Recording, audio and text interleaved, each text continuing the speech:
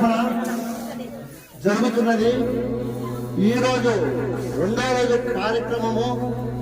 స్వామివారికి వృషభ లగ్నమునందు మాఘమాసము వృషభ లగ్నము 11:46 ముహూర్తము యంత్ర ప్రతిష్టాపన జరుగును. ఈ కార్యక్రమము ప్రసాద్ స్వామి ఆధ్వర్యంలో జరుగుతున్నది.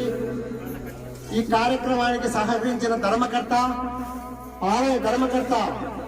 లక్ష్మయ్య గారి కుటుంబము ఆయుర ఆరోగ్యాలతో ఉండవలసిందిగా కోరుకుంటున్నాము. ఈ దేవస్థానానికి ఉభయదారులుగా ప్రతి ఒక్కరూ దేవస్థానానికి సహకరించవలసిందిగా కోరుకుంటున్నాము.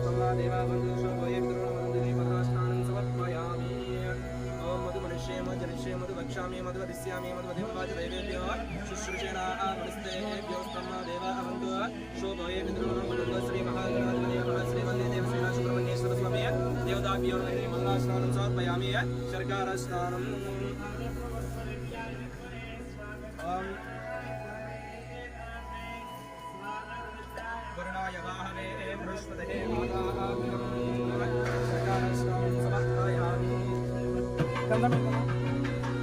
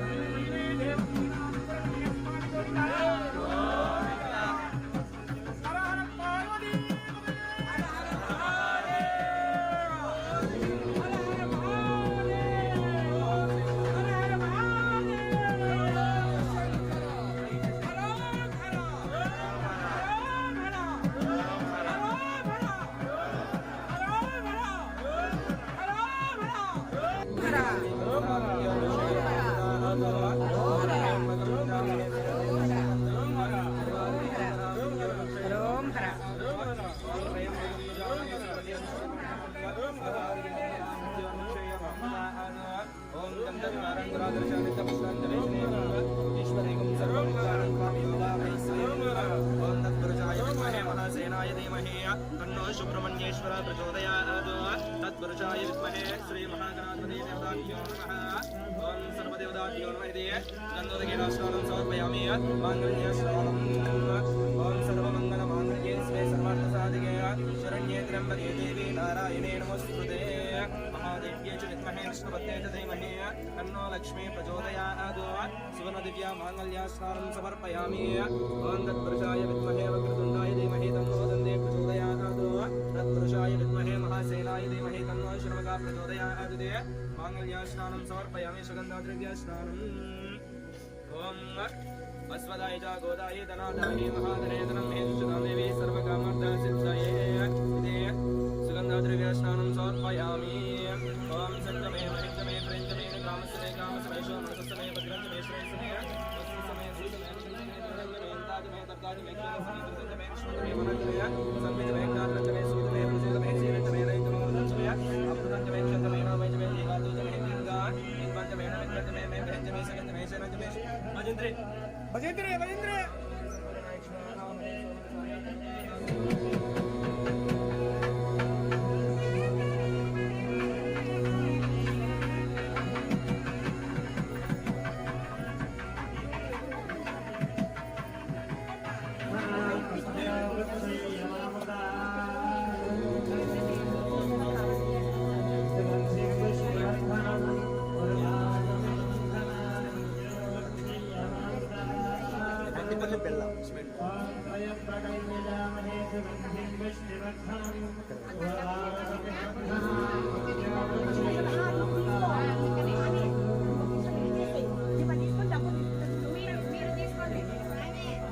అందుకని రమ్మని డబ్బులు ఇచ్చుకొచ్చి తీసుకొచ్చుకోండి అక్క డబ్బులు ఇచ్చి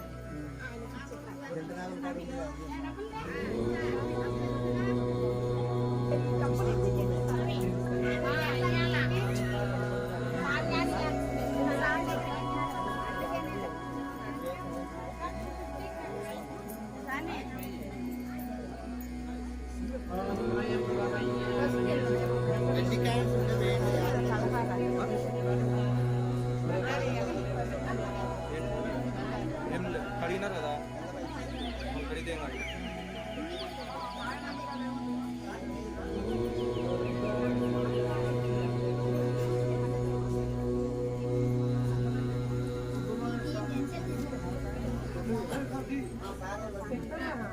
లోపల వేయడానికి ఏం లేదు దాంట్లో వేయడానికి సెంట్రంలో ఉంటుంది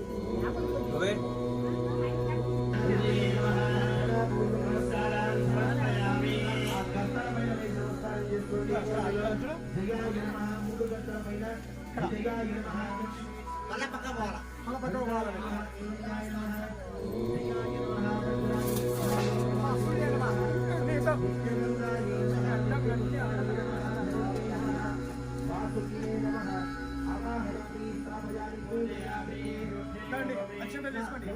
దంపతులు అక్షింతలు తీసుకెళ్ళి గణపతి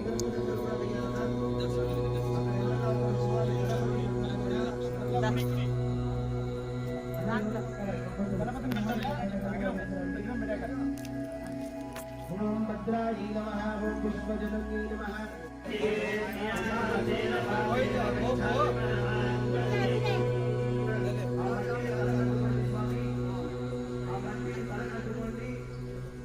ప్రతిమ మట్టిలో నుంచి ఆవిర్భవించాలి కాబట్టి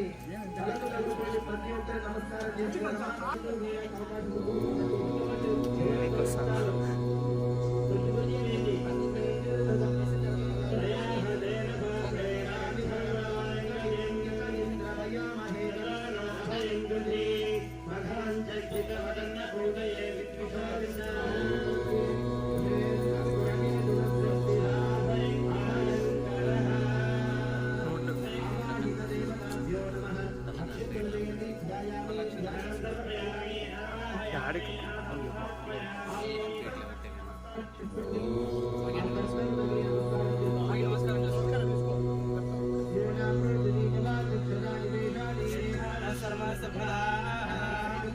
తీసుకొని ఆ గంటపైన ప్రోక్షణ చేయండి, సంరక్షించండి.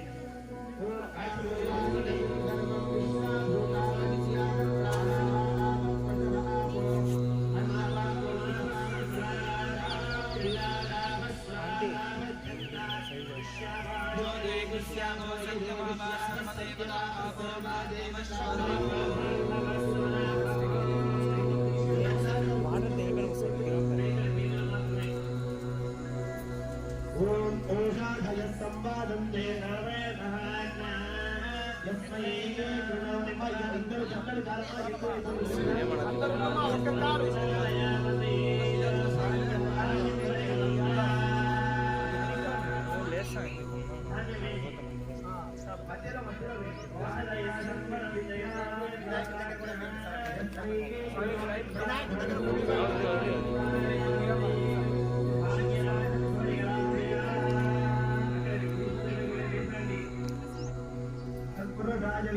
సమర్పయామి యజ్ఞోపవీతార్థం నవధాన్యాన్ సమర్పయామి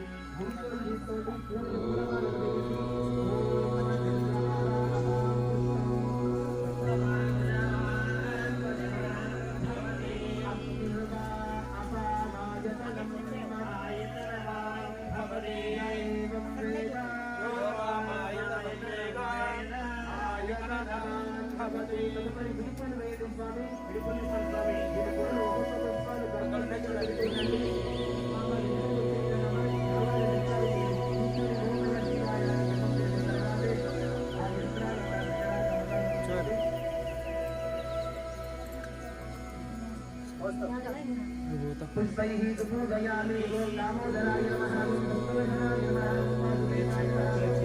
నమః హరివంతాయ నమః జనార్దనాయ నమః పూజయామి అగరబత్తిని వెలిగించండి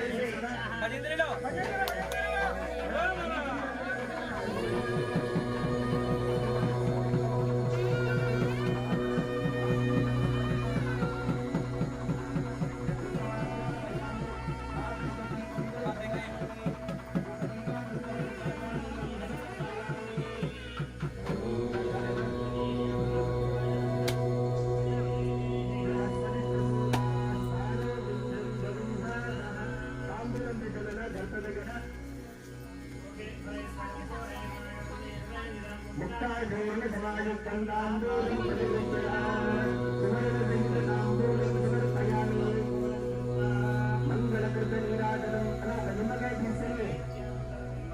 ప్రసాద్ స్వామి ఒక నిమ్మకాయ తీసుకొని కుంట పెట్టి ఒక ముట్టికాయ కొట్టండి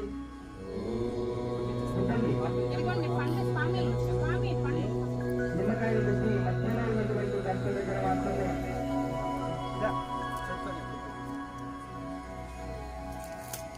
మా ఓం నమ శివాయ అని పూర్తయిన తర్వాత ఓం నమో నారాయణాయ అని 30 నిమిషాలు జపం చేయండి. ఓం నమో నారాయణాయ ఓం నమో నారాయణాయ ఓం నమో నారాయణాయ నానా రకాలైనటువంటి అస్త్రాలు నారాయణ మంత్రం అనేది ఒక అస్త్రం. నారాయణ అస్త్రం అంటారు, పాశుపతాస్త్రం, బ్రహ్మాస్త్రం,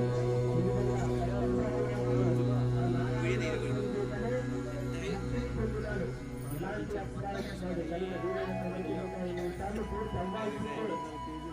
ఒకసారి 11 సార్లు కాకుండా ఒకసారి 8 సార్లు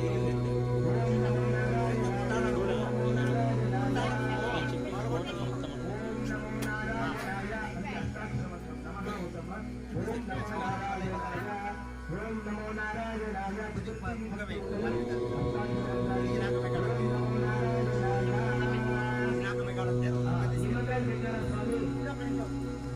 భూపమార్గమయామి సాయిబారగం పందరాయణాయ ఓం నమో నారాయణాయ ఓం నమో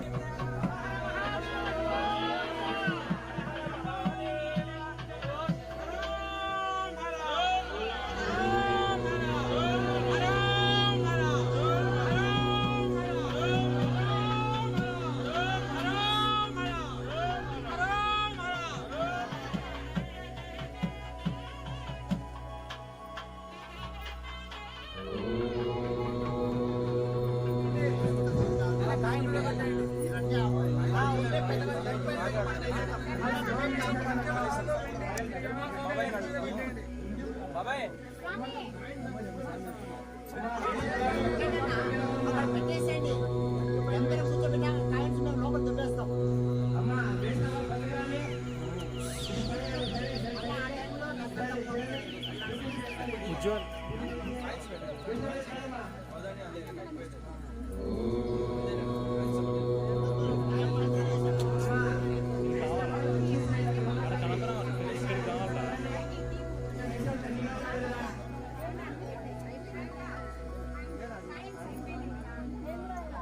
వేసిన వాళ్ళ సైడ్ సైడ్ కొంచెం వేసుకోవాలి.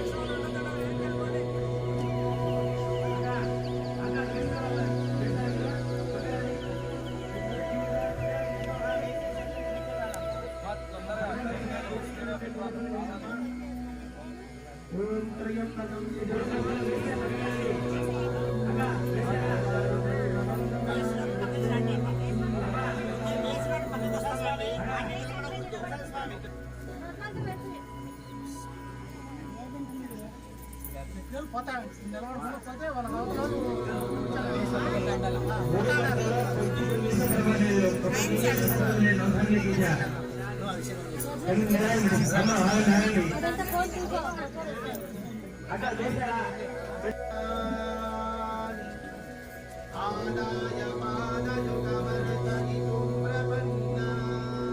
ఓం స్కందాయ నమః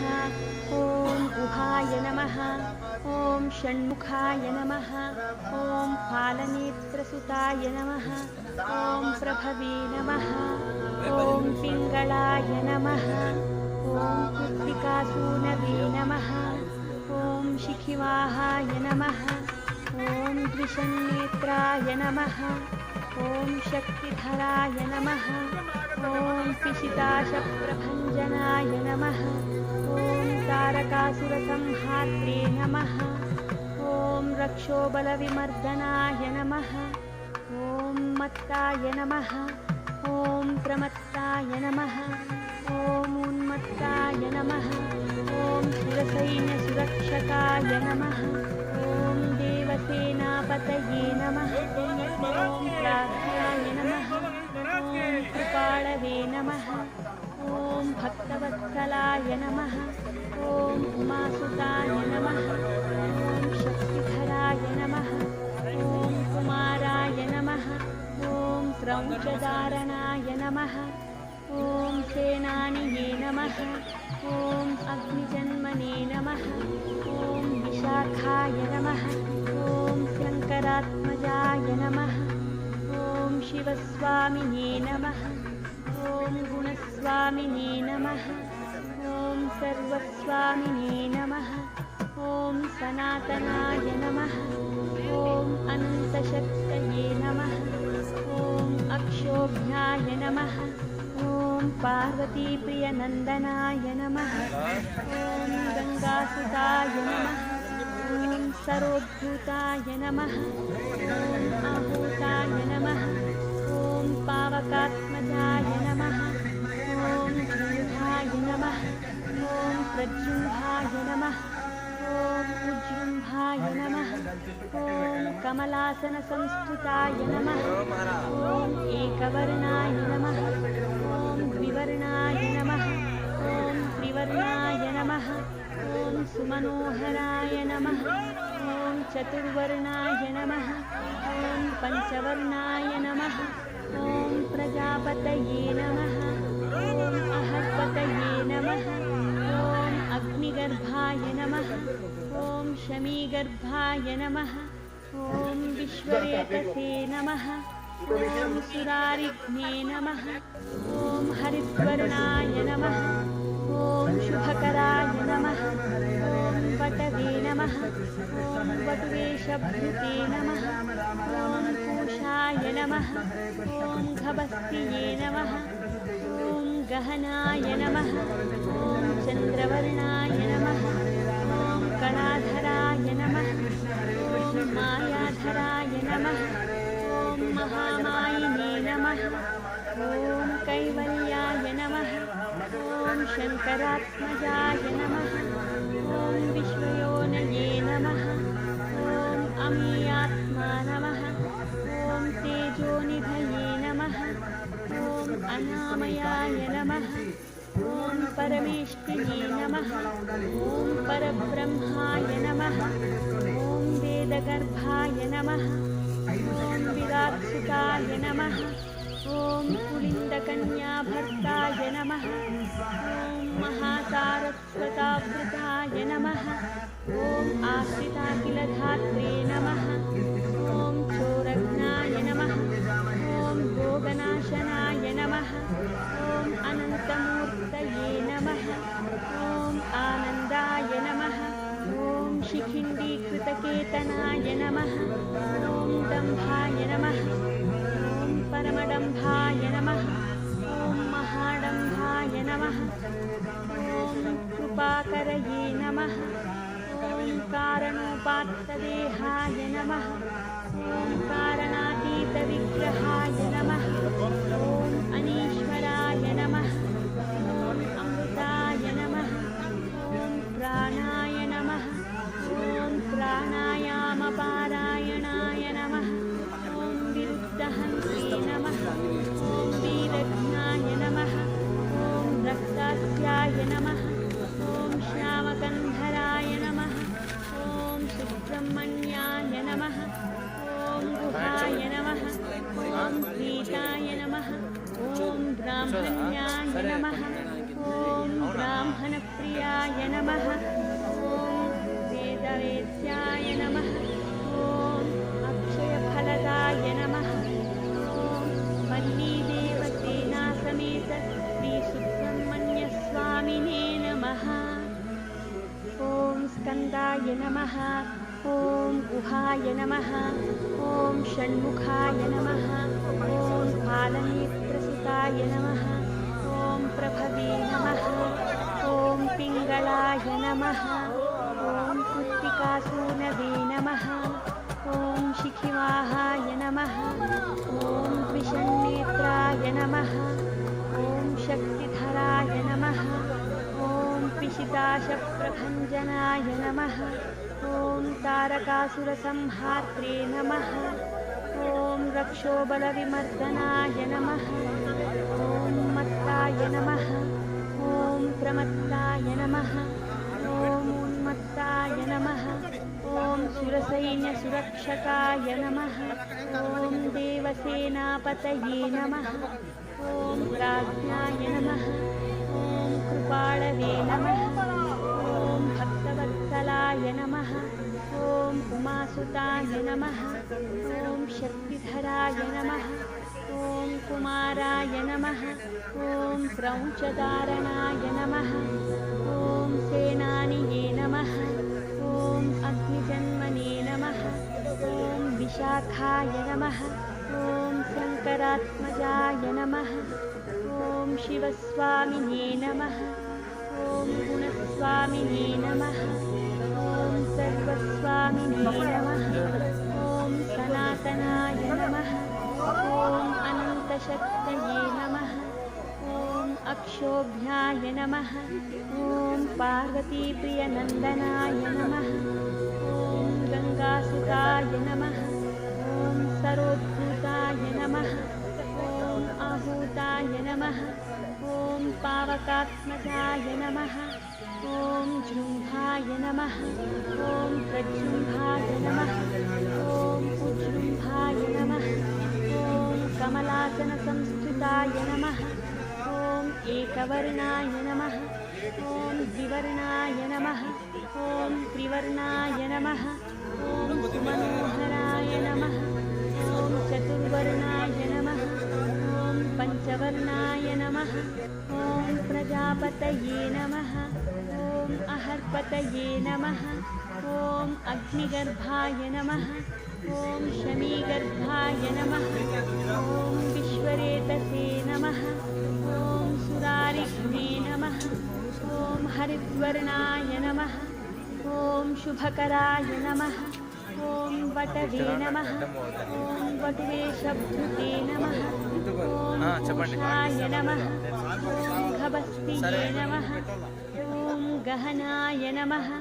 ॐ चन्द्रवर्णाय नमः ॐ कलाधराय नमः ॐ मायाधराय नमः ॐ महामायिने नमः ॐ कैवल्याय नमः ॐ शङ्करात्मजाय नमः ॐ विश्वयोनये नमः ॐ अमेयात्मा नमः ॐ तेजोनिधये नमः ॐ अनामयाय नमः ॐ परमेष्टिने नमः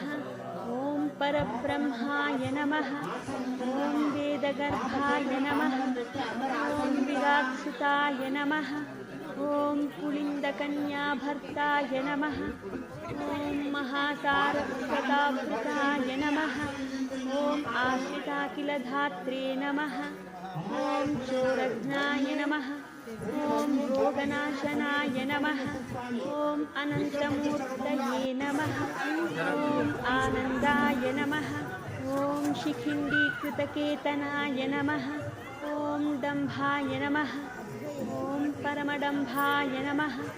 ॐ महाडम्भाय नमः ॐ कृपाकरये नमः ॐ कारणोपात्तदेहाय नमः ॐ कारणातीतविग्रहाय नमः ॐ अनीश्वराय नमः ॐ अमृताय नमः ॐ प्राणाय नमः ॐ प्राणायामपारायणाय नमः ॐ विरुद्धहन्त्रे नमः ॐ वीरघ्नाय नमः ॐ रक्तास्याय नमः ॐ श्यामकन्धराय नमः ॐ सुब्रह्मण्याय नमः ॐ गुहाय नमः ॐ प्रीताय नमः ॐ ब्राह्मण्याय नमः ॐ ब्राह्मणप्रियाय नमः ॐ वेदवेद्याय नमः ॐ अक्षयफलदाय नमः ॐ वल्लीदेवसेनासमेत श्रीसुब्रह्मण्यस्वामिने नमः ॐ स्कन्दाय नमः ॐ गुहाय नमः ॐ षण्मुखाय नमः ॐ फालनेत्रसुताय नमः ॐ प्रभवे नमः ॐ पिङ्गळाय नमः ॐ कृत्तिकासूनवे नमः ॐ शिखिवाहाय नमः ॐ द्विषण्नेत्राय नमः ॐ शक्तिधराय नमः ॐ पिशिताशप्रभञ्जनाय नमः ॐ तारकासुरसंहार्त्रे नमः ॐ रक्षोबलविमर्दनाय नमः ॐ मत्ताय नमः ॐ प्रमत्ताय नमः ॐ मत्ताय नमः ॐ सुरसैन्यसुरक्षकाय नमः ॐ देवसेनापतये नमः ॐ प्राज्ञाय नमः ॐ कृपाळवे नमः ॐ भक्तवत्सलाय नमः ॐ उमासुताय नमः ॐ शक्तिधराय नमः ॐ कुमाराय नमः ॐ क्रौञ्चधारणाय नमः ॐ सेनानिये नमः ॐ अग्निजन्मने नमः ॐ विशाखाय नमः ॐ शङ्करात्मजाय नमः ॐ शिवस्वामिने नमः ॐ गुणस्वामिने नमः ॐ सर्वस्वामिने नमः ॐ सनातनाय नमः ॐ अनन्तशक्तये नमः ॐ अक्षोभ्याय नमः ॐ पार्वतीप्रियनन्दनाय नमः ॐ गङ्गासुताय नमः ॐ सरोद्भूताय नमः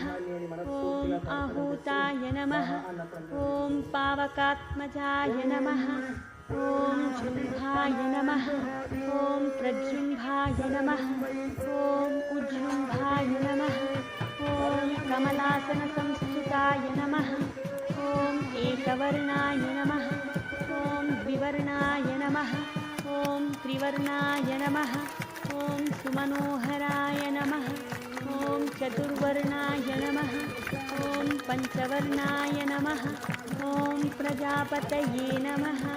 ॐ अहर्पतये नमः ॐ अग्निगर्भाय नमः ॐ शमीगर्भाय नमः ॐ विश्वरेतसे नमः ॐ सुरारिघ्ने नमः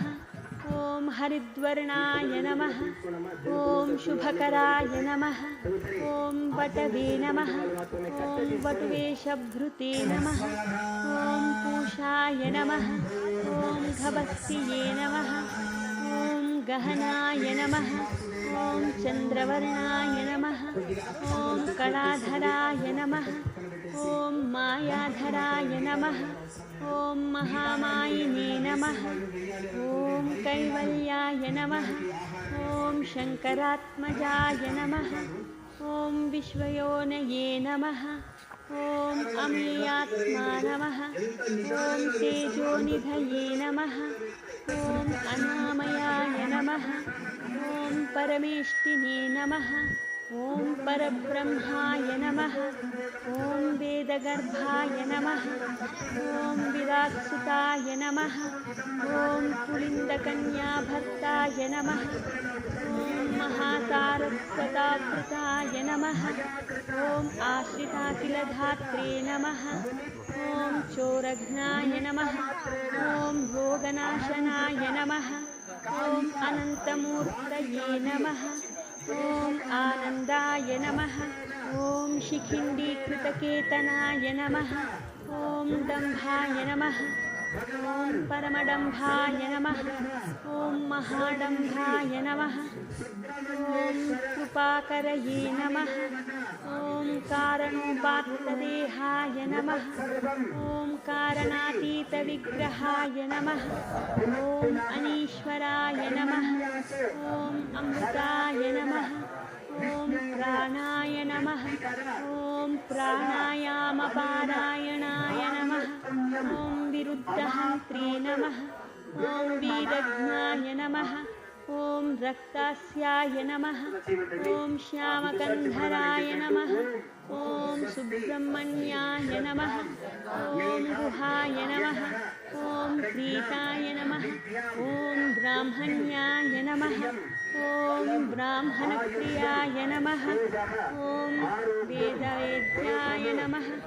ॐ अक्षयफलदाय नमः ॐ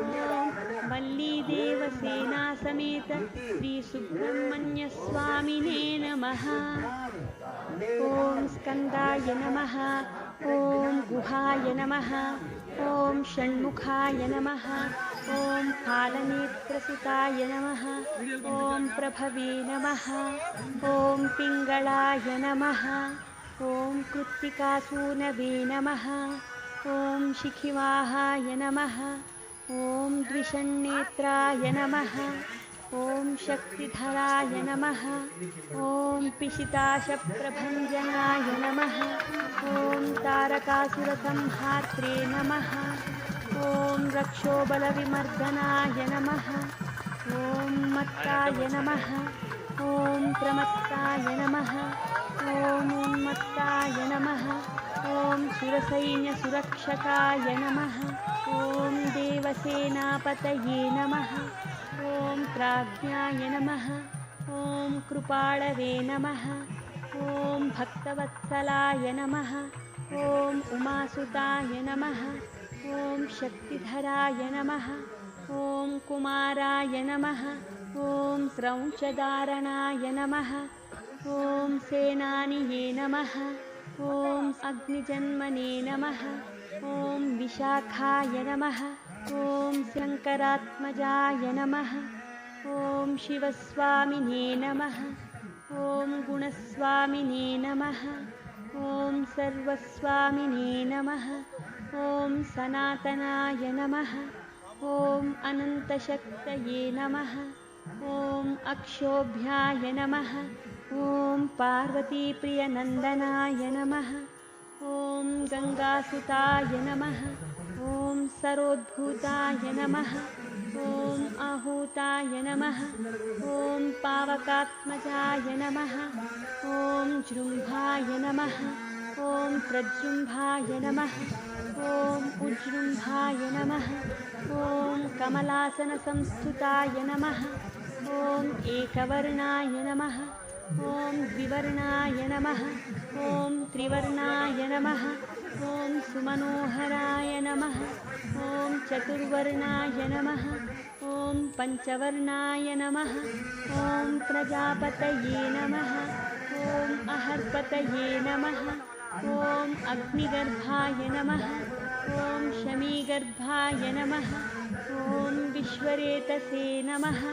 ॐ सुरारिघ्ने नमः ॐ हरिद्वर्णाय नमः ॐ शुभकराय नमः ॐ वटवे नमः ॐ वटुवेशभृते नमः ॐ पूषाय नमः ॐ घबस्तिये नमः ॐ गहनाय नमः ॐ चन्द्रवर्णाय नमः ॐ कलाधराय नमः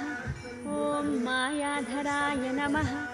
ॐ महामायिने नमः ॐ कैवल्याय नमः ॐ शङ्करात्मजाय नमः ॐ विश्वयोनये नमः ॐ अमेयात्मा नमः ॐ तेजोनिधये नमः ॐ अनामयाय नमः ॐ परमेष्टिने नमः ॐ परब्रह्माय नमः ॐ वेदगर्भाय नमः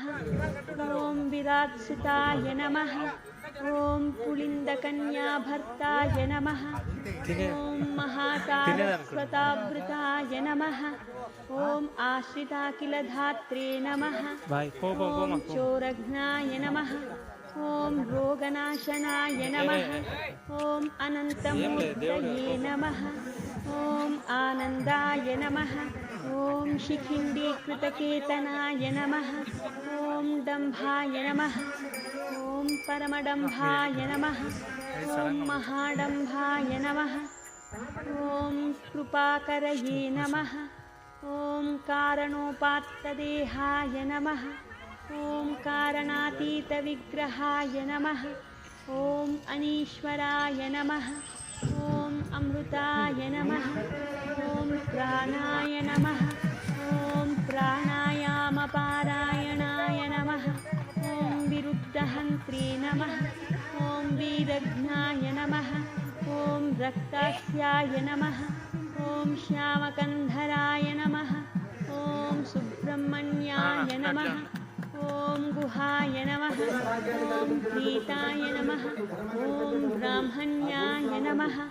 ॐ ब्राह्मणप्रियाय नमः ॐ वेदवेद्याय नमः ॐ अक्षयफलदाय नमः ॐ वल्लीदेवसेनासमेत श्रीसुब्रह्मण्यस्वामिने नमः ॐ स्कन्दाय नमः ॐ गुहाय नमः ॐ षण्मुखाय नमः ॐ फालनेत्रसुताय नमः ॐ प्रभवे नमः ॐ पिङ्गळाय नमः ॐ कृत्तिकासूनवे नमः ॐ शिखिवाहाय नमः ॐ द्विषण्नेत्राय नमः ॐ शक्तिधराय नमः ॐ पिशिताशप्रभञ्जनाय नमः ॐ तारकासुरसंहात्रे नमः ॐ रक्षोबलविमर्दनाय नमः ॐ मत्ताय नमः ॐ प्रमत्ताय नमः ॐ उन्मत्ताय नमः ॐ सुरसैन्यसुरक्षकाय नमः ॐ देवसेनापतये नमः ॐ प्राज्ञाय नमः ॐ कृपाळवे नमः ॐ भक्तवत्सलाय नमः ॐ उमासुताय नमः ॐ शक्तिधराय नमः ॐ कुमाराय नमः ॐ स्रंशधारणाय नमः ॐ सेनानिने नमः ॐ अग्निजन्मने नमः ॐ विशाखाय नमः ॐ शङ्करात्मजाय नमः ॐ शिवस्वामिने नमः ॐ नमस्ते गुणस्वामिने नमः శ్రీ మాత్రే నమః శ్రీ వల్లి దేవసేన సుబ్రహ్మణ్యేశ్వర స్వామి మాఘమాసము శుక్లపక్షమి తిథి చతుర్దశి రోజు ఉదయం 8 గంటలకు గణపతి పూజతో ప్రారంభమై స్వామివారికి పంచామృత అభిషేకము నిర్వహించి జలాదివాసము 11 గంటల ప్రాంతంలో జలాదివాసము చేసినాము. తదుపరి సాయంకాల సమయములో స్వామివారికి పంచామృత అభిషేకము ధాన్యాదివాసములో స్వామిని సమర్పించినాము. అంతేకాకుండా ఈ రోజు ఉదయము స్వామివారికి ధాన్యం నుంచి బయటికి తీసి జలాదివాసము, పంచామృత అభిషేకము 11:46 ప్రాంతములో యంత్ర ప్రతిష్టాపన జరిగినది. స్వామివారికి అత్యంత సంఖ్యలో భక్తాదులు శ్రీ వల్లి దేవసేన సుబ్రహ్మణ్యేశ్వర స్వామిని దర్శనము చేసుకుని వైభవంగా నిర్వహించడం జరిగినది. ఈ కార్యక్రమము మొత్తము లక్ష్మయ్య ప్రసాద్ స్వామి శిష్య బృందము ఆధ్వర్యములో అత్యంత వైభవంగా నిర్వహించడము జరిగినది. జై స్వస్తి. జై శ్రీరామ్. జై శ్రీరామ్.